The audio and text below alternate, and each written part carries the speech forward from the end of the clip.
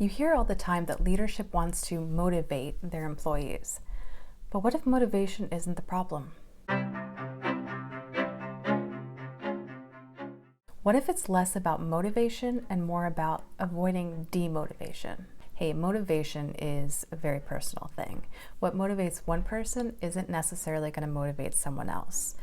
Now, I do think that it's helpful for a manager to understand what motivates their staff, but I think what's more important is for a manager to understand what demotivates their staff and to avoid doing those things. So what sort of things demotivate someone? Not listening, not hearing, not communicating, not appreciating, not acknowledging, all of those sorts of things. A lack of understanding, and not necessarily in a kumbaya way, but in a not understanding the time or the resources involved in a particular task or project. Being completely out of touch with the real life experience of their staff. Also, just roadblocks in general can demotivate someone. Having a lack of resources or just not being able to do one's job because of whatever. Also, having a lack of reason to do something can be demotivating.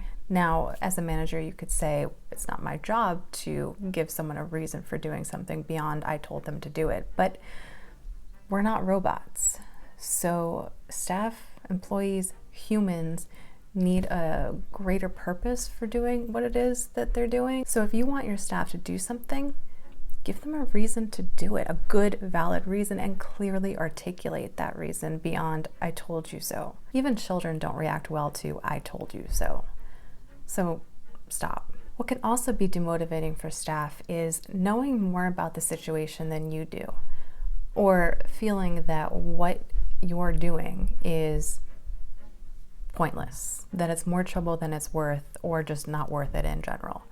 And your staff may actually know more about this than you do. So let's say that you're a manager, you want to do some project, some extra thing related to your customers. Well, your staff who actually interact directly with your customers may have a better idea of what would work, what is cost effective, what is actually worth their time than you do. And by not listening to them, you've now demotivated them. Because why should they do something that they see no need for and is wasting their time?